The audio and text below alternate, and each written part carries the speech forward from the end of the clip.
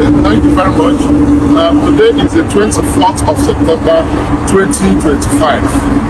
Myself and my colleagues were just coming out from DSS facility somewhere along the Lube Express Highway, where we went to visit our client Nnamdi Kanu to find out the status of his health, only to discover that yesterday, the 23rd of September 2025, the Nigerian Medical Council brought in seasoned medical practitioners from various zones of the institute to conduct and review the examination done by Professor Araj on our client Nnamdi Kanu.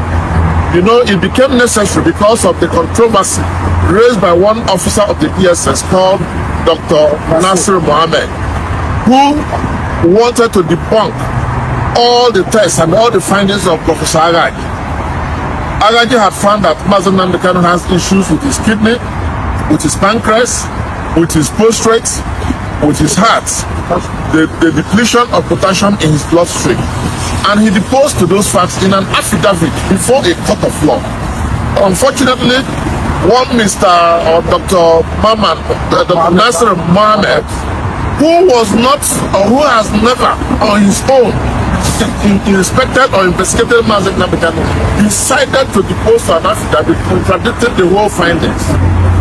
Thank God the Attorney General of the Federation, Fagbemi SAN, wanting to do justice, we believe, now requested the Medical Council to give him an independent body to review or to investigate Nnamdi Kanu's status. As we are here today, the 25th, we want to tell you that the 24th of September 2025, we want to inform the world that this team of doctors confirmed the findings of Professor Araj and also discovered more. As a matter of fact, they found out that Nnamdi has an issue with the nursery that requires urgent medical surgery. Now, this he incurred as a result of torture in Kenya, in the hands of the Kenyan security operative and their Nigerian collaborators when they renditioned him from Kenya to Abuja, Nigeria. So the situation of Nnamdi Kanu's health, as we are saying today, is deteriorating by the day. We are urging Nigerians and lovers of freedom to take into consideration that it is only a man that is alive that can ever stand trial. And we do not know what is the specific interest of Nasir Mohammed that he is giving counter affidavits, counter information to the Nigerian society. What does he have to gain from the ill health of Nnamdi Kanu? Please, we want our country to understand that Nnamdi Kanu, who has not committed any crime known to law, is suffering injustice and punishment for something that does not exist. Nnamdi Kanu only believes in the freedom of his people. He believes in self-determination. He is fighting for self-determination, and we trust and believe strongly that on Friday, that everything, all this drama, all this shenanigans will come to an end. We believe and trust Justice Omotosho. We know that he will do justice.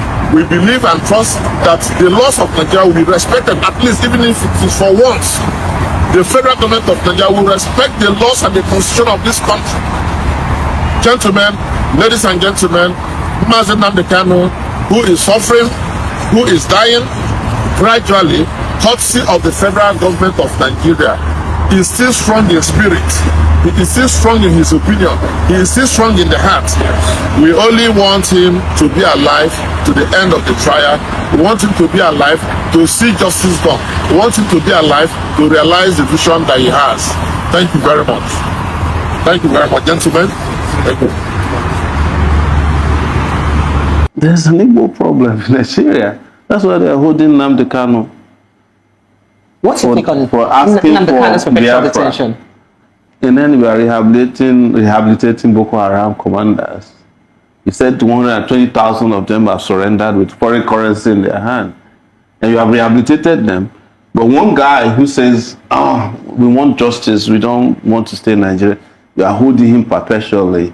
using the judiciary or judicial, what do I call, subterfuge to keep the trial. And everybody who knows what they are doing understand that it's not a judicial matter. So Nnamdi is essentially a political prisoner. He's a political hostage.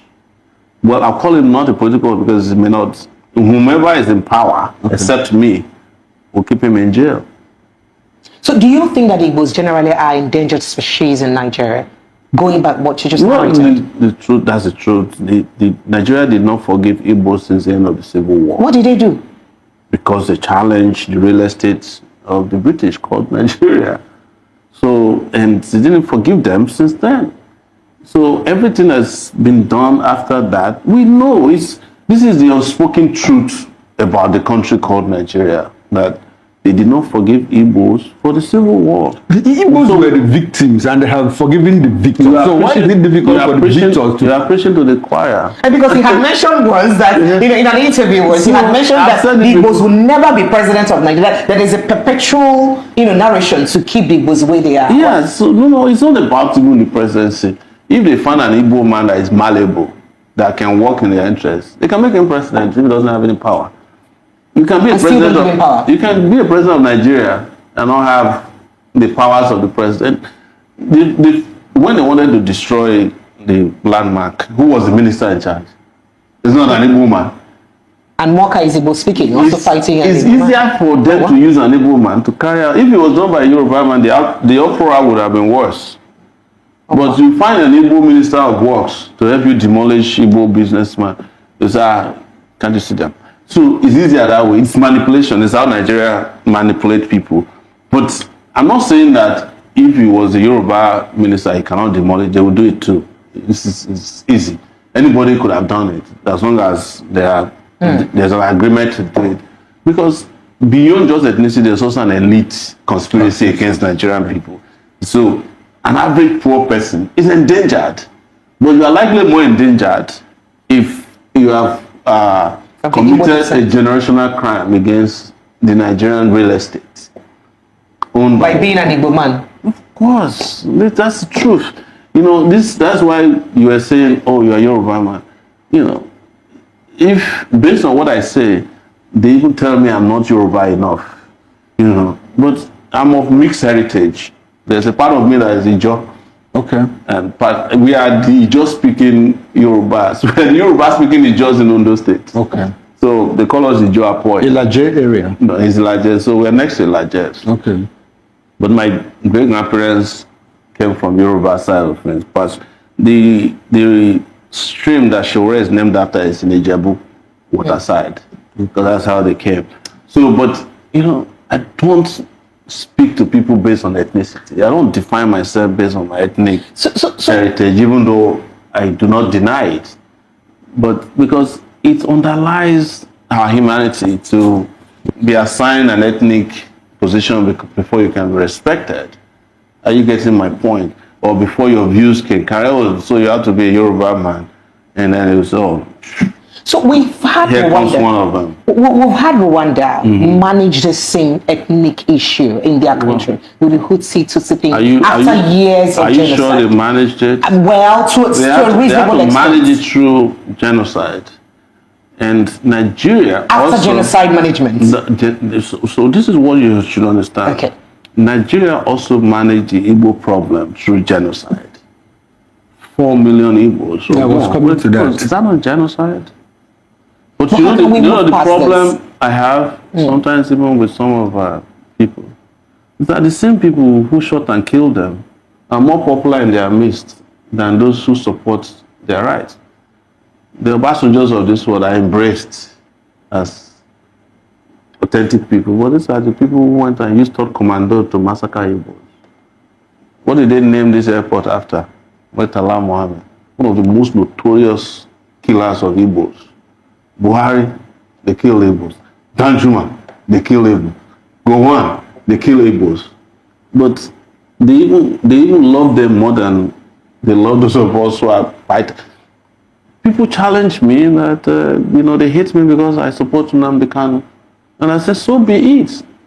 Because I know that I'm supporting justice. And I cannot support injustice because I want political favors from a country. if you want to keep carrying out genocide of political nature or continuation of it, you can go ahead. Keep voting for the criminals who are perpetrating it. Let the axe, let the forest be voting for the axe because the handle is from one of them. Okay. Yeah, I said something. I would like you to touch more on it. I mean, the Igbos were the victims. Now they are forgiving the victors. There is no place you don't find the footprints of Igbos across the length and breadth. That's why I say you are preaching to the choir. It's not, Igbos are not only in Nigeria, they're all over the world. I went to Alabama in the US, and the only pharmacist there is an Igbo man. Selma, Alabama. You've heard about Selma? Yeah. It's one of the homes of the civil rights movement, where they cross that Petra Bridge. Exactly. Igbo man is there. Most likely that's what you find in every community in the US. Igbos are distributed all over the world. There's this urban legend that if Igbos cannot live in a place, the place is not livable. There was a time, a New York Times reporter came to Gamboru Ngala after Boko Haram sacked the place. The only person they found there who was not a Boko Haram member was an Igbo pharmacist. So what are you doing here? He said, well, somebody has to treat them. He was that courageous not to stay there. So I'm saying all these things so that you can understand that I understand probably more consciously better than most people do. And that informs the reason I can speak categorically about the victimization of Igbo. Otherwise, it is a taboo.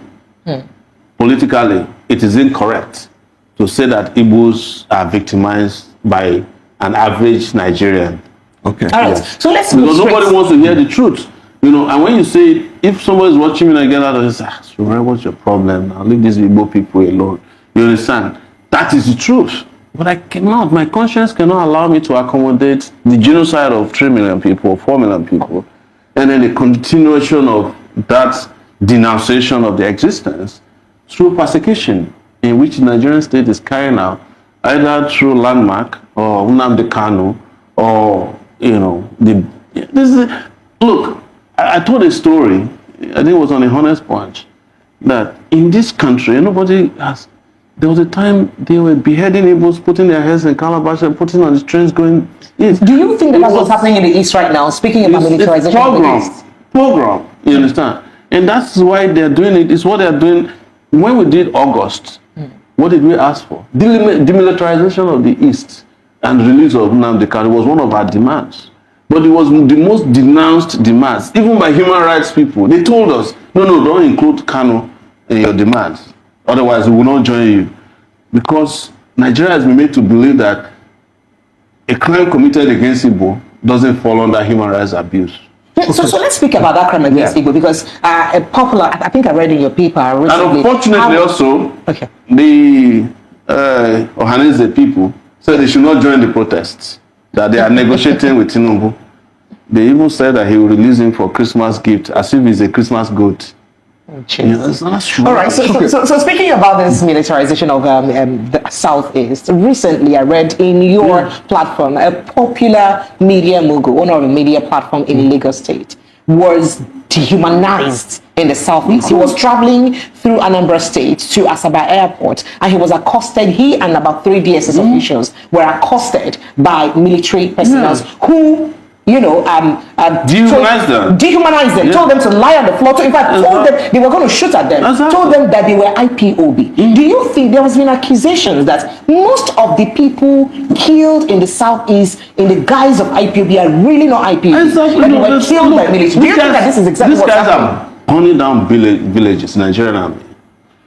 They are burning down villages. Like, if you are 17 years old in the East, you carry any kind of hairstyle and you run into a military checkpoint, you are automatically targeted. It's profiling. Oh, wow. You understand? But go to Katsina. Listen to this before we end this broadcast. The governor in Katsina said a whole local government with tons of bandits have only 5 policemen in their area. They have only 1 vehicle, no military. but there are bandits all over the place.